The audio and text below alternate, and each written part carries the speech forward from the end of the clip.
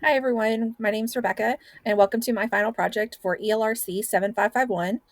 For this project, I created an immersive virtual reality lesson titled A Day That Changed a Nation, Experiencing Pearl Harbor in Virtual Reality. The purpose of this project was to show how this emerging technology, when designed intentionally, can transform how students learn, moving them from passive observation to an active experience. In this lesson, students don't just read about the attack on Pearl Harbor, they are entering it.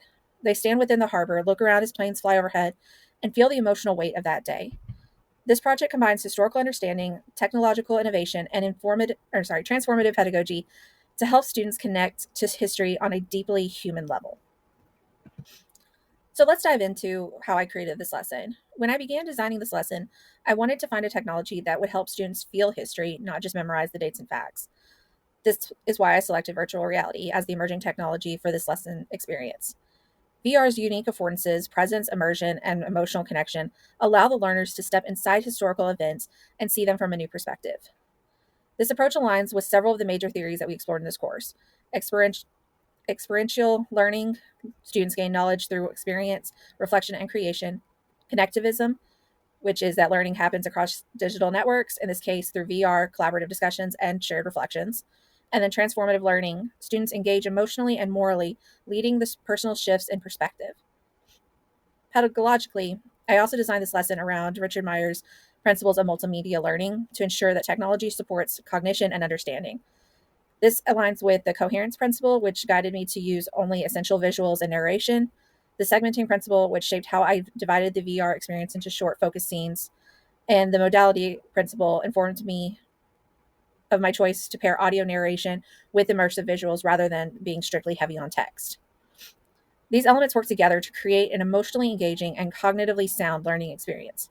VR becomes not a gimmick, but a gateway, one that makes the history more vivid, relevant, and personal to the learner. The instructional design for A Day That Changed a Nation follows the backward design model, ensuring that every activity, assessment, and tool serves a clearly defined learning purpose. From the beginning, I designed this lesson to be more than a history review. It's a transformative learning experience that blends cognition, emotion, and creativity. So let's look at this design in action. During stage one of my backward design, I needed to identify the desired results. Ultimately, students will understand how the attack on Pearl Harbor shaped U.S. involvement in World War II, but they will also explore the emotional and civic implications of this event, themes of unity, resilience, and remembrance. The ultimate goal is that the students see themselves in history, recognizing how the values that united Americans then still shape our society today. The next step was determine acceptable evidence. What do I want them to get out of this, and how are they going to present that? Instead of traditional tests, students demonstrate understanding through reflective and creative artifacts. In this case, a VR reflection guide that captures sensory details and emotion, class discussion that connects perspectives and interpretations, and a create and reflect project where the students produce a diary, poster, or flip video to express empathy and historical insight. Each product provides evidence of both knowledge and personal transformation gathered from this virtual reality. The next stage was planning the learning experiences. Ultimately, my lesson sequence starts with engage, explore, explain, create, and reflect. Gradually, this leads students from curiosity to empathy to personal connections. I will link a QR code to my lesson plan for this activity, but just to kind of go through the basics of this, for our engage element, this was kind of like my hook activity. So in this, I show FDR's Day of Infamy speech to spark emotions and intrigue into this unit. With this would have come along with a bell ringer, something to kind of make sure, one, that the students are actually paying attention to the video, but also to get kind of discussion started about the event. The next would come with explore. Students immerse in two contrasting VR perspectives. One is more of a military side, whereas one is more home front, and they can kind of just see the two ways that this impacts the people involved in Pearl Harbor. The next step is explain, where they analyze the differences and discuss the meaning. This is where we get into those class discussions, where we're really taking what they're hearing, what they know of the event, and talking together about how this impacts our society. The next part is create. This is where they transform their understanding into a personal expression. I like to try to give my students a couple different options for assignments, some more tech-based, some more paper-based, just so that my students can pick what fits best for them. Last is going to be reflect. This is where they're going to consider how this event still echoes in civic life today.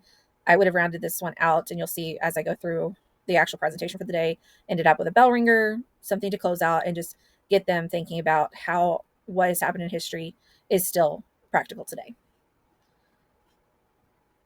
The last thing I want to talk about is transformative learning in action. What makes this instructional framework powerful is how it fosters transformative learning, a shift not only in what the students know, but in how they see themselves and the world around them. Through immersive VR, students confront the human realities of war, uncertainty, fear, and courage. They move beyond memorizing events to feeling the impact of those events. In reflection, they re examine assumptions about patriotism, sacrifice, and collective identity and articulate what these mean in today's context. This mirrors the transformative learning theory, where learners experience a disorienting dilemma, critically reflect, and then reconstruct the meaning through dialogue and self expression. In this dilemma, or this in this lesson, the dilemma is emotional, witnessing the devastation of Pearl Harbor, but the resolution is intellectual and civic, as students connect empathy to their understanding. We also have the pedagogical impact. This design transforms the teacher's role from a lecturer to a facilitator of experience. The focus shifts from teaching history to guiding historical understanding. Cognitively, students analyze cause and effect using firsthand perspectives. Emotionally, they connect to the experiences of real people in history, and creatively, they express insight through their own voices, images, and stories. The integration of emerging technology creates a holistic learning environment, one that values both intellect and empathy. Students emerge not only more informed, but more connected to history, to one another, and to the idea of citizenship. Ultimately, this framework proves that technology, when grounded in sound pedagogy, can do more than enhance lessons, it can transform learning. It allows students to inhabit the past, process emotion, and reflect on meaning, creating experiences that are memorable, authentic, and deeply human. So let's next walk through the interactive lesson that I created. The A Day That Changed the Nation lesson is designed to be interactive, student centered, and accessible, combining content, technology, and creativity into a single cohesive learning experience. Each element of the lesson slideshow contributes to the larger design, helping students experience, analyze, and reflect on history through this virtual reality. Let's walk through some of the major components of this lesson and how they align to both theory and practice that we've been studying through this course. So first off, let's look at my presentation. I always start off with our bell ringer. This is how I get my kids engaged. It would have been that engaged portion of the lesson plan if you've looked at that. I asked some open-ended questions, just kind of getting students to just think about what we are about to explore. The first thing will be after that is creating learning goals and letting the students see the guiding question of the lesson so that they understand what the end goal is. We see here that the guiding question is, how did the attack on Pearl Harbor change the course of American history? This slide as a whole establishes purpose and focus, aligning directly with the backwards design stage 1 principle of desired results. It orients students towards inquiry and sets the stage for experiential learning.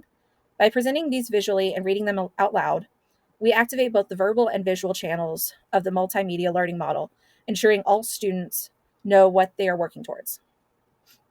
The next slide would go into a vocabulary preview.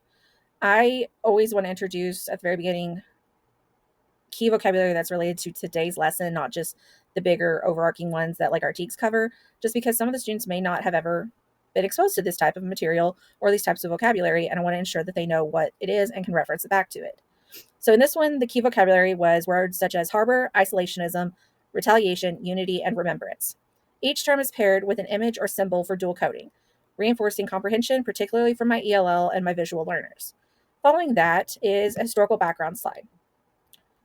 This slide provides a quick timeline from 1937 to 1941 that just lets the students understand where we are in the time frames that we've been discussing.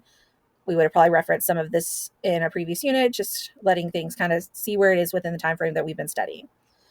It also just helps them orient themselves towards inquiry and really understanding where they are in that context.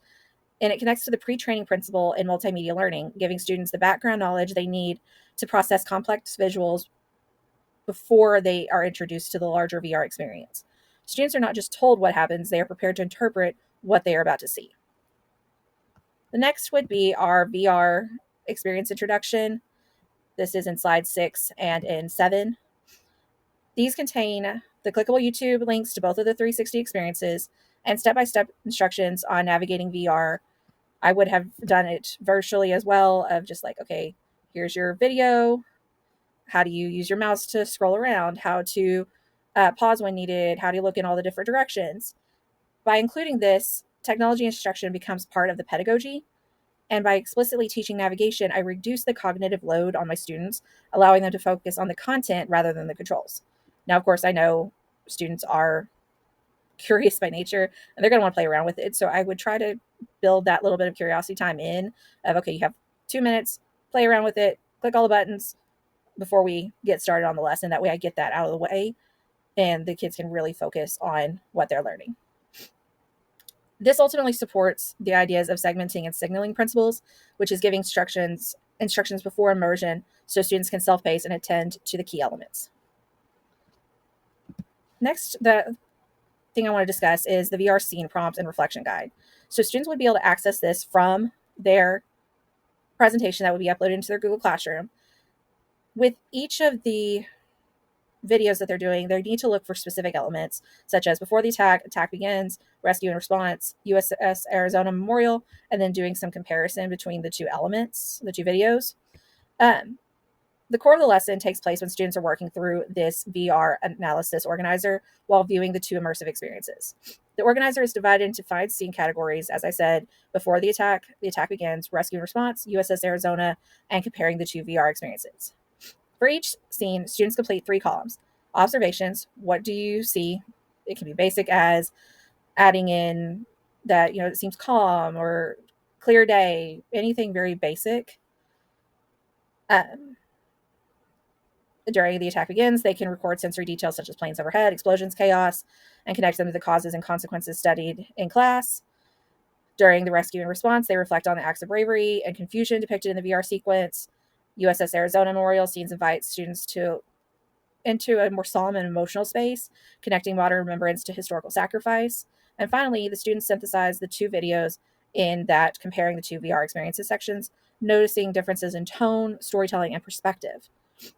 These organizer prompts align with the experiential learning cycle of students are providing concrete evidence when they're directly immersed in it. They're giving clear things that they are seeing. It's a very basic concept, but making sure that they're looking for little details and not just looking at, it's a cloudy day, but also looking at how are people remembering this? What's the tone that they use when they're describing the scene and how that works to be a part of the whole event.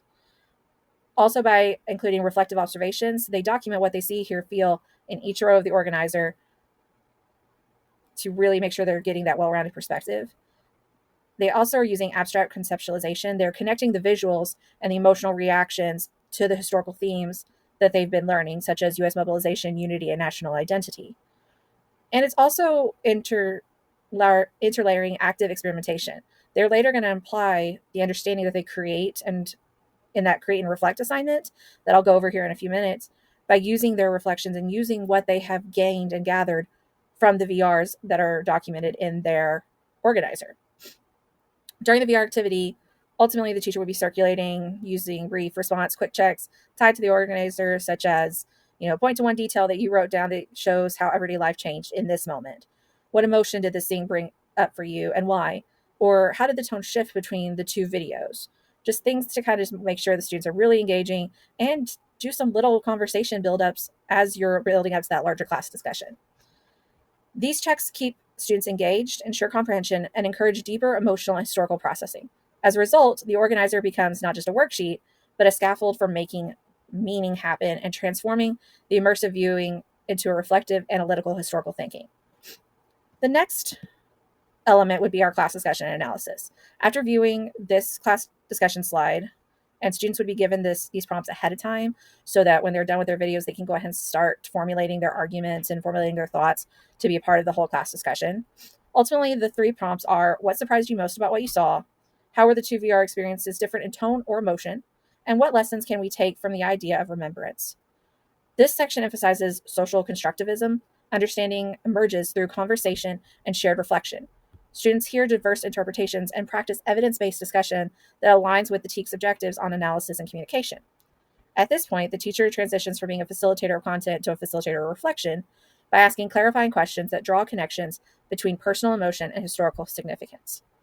This is when you really have to listen to what your students are saying in that discussion and really making sure that you're drawing all those connections that they have gathered and applying them to the larger context. The final element is create and reflect project. They have links to their assignment and their rubrics that provide more instruction. I will link this, of course, in my post so that you can look at all the different elements to it. I like that within this, I have not just technological ways of putting out the information that they've learned, but also some paper-based, because every student's different. Some students love working on the computer, love making posters online, love doing art online, but some are really into just old school drawing and writing everything out, and that works for them. So this gives them different avenues for expressing their understanding, but built within this immersive learning experience.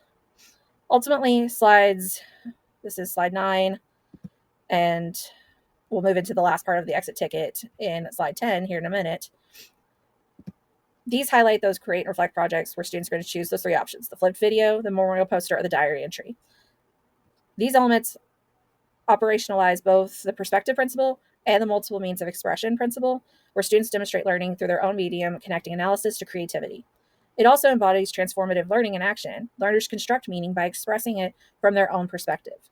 When a student creates a poster or writes a diary as a nurse or a sailor, or even just a kid that lived during that time period, they're not only showing understanding, but they're becoming historical interpreters, internalizing the empathy and the civic identity. The final slide will be our exit ticket. These closing slides, where they would find a template where they can fill this out, that way I can go back and integrate it later on, serves as the lesson's metacognitive anchor. Students complete short prompts. I used a 3-2-1 activity because I like using those. They're just, you get a lot out of them, I will be honest. So I asked them to put 3 things that they learned today, 2 questions that they still have to encourage thinking outside of, outside of the larger event that we're studying right now. Let me get back to that. I'm so sorry. And it also just gets them thinking about, how could this apply to our next unit? How is this going to apply to the larger context of what we're learning? And then, because I want to get feedback on how VR and XR helps their lesson, I added in what's one way that XR helped me understand historically different topics, or understand history differently. Sorry. I liked adding this in because then I get to see, okay, is VR really working for this group of students, or do I need to adjust? What things do I need to change in my next type of lesson like this, just to kind of get a better feel for my students? Ultimately, inclusion and accessibility in practice for this presentation is throughout all the slides. It's intentional in how I built this. Vocabulary visuals and sentence stems for ELLs support comprehension and oral language. Captioned VR videos and printed transcripts aid our SPED and 504 learners. Short segments and optional still images reduce motion sensitivity or fatigue.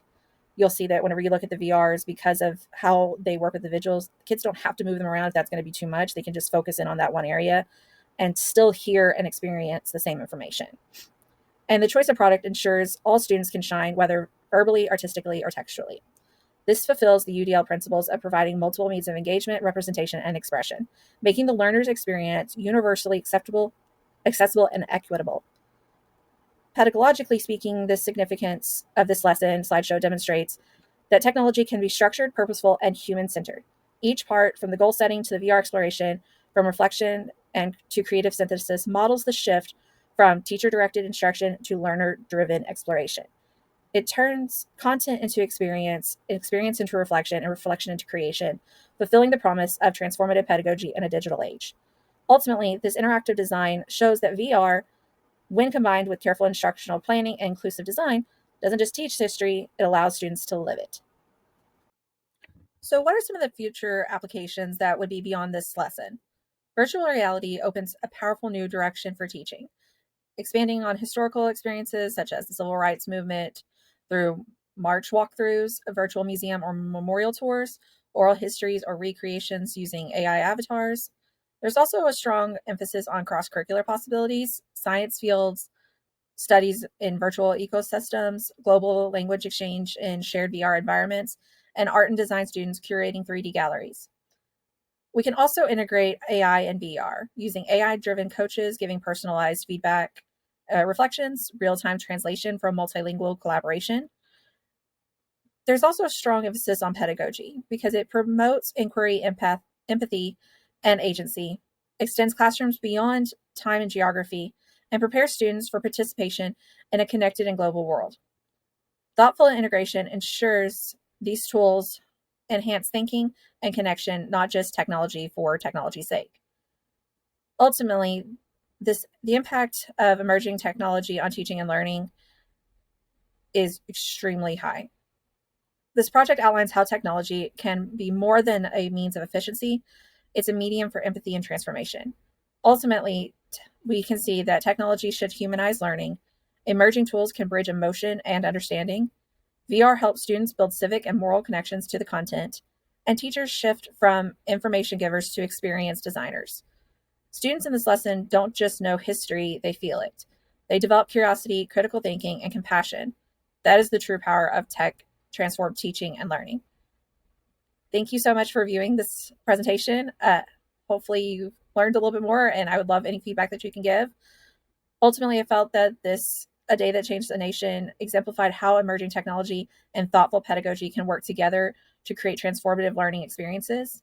When we design intentionally, grounded in theory, accessibility, and empathy, technology becomes more than a tool. It becomes a bridge between knowledge and humanity. As we move forward, our challenge is to continue creating these types of experiences, ones that inspire students not only to learn about history or any subject, but to understand why it still matters today. Thank you again, and have a great day.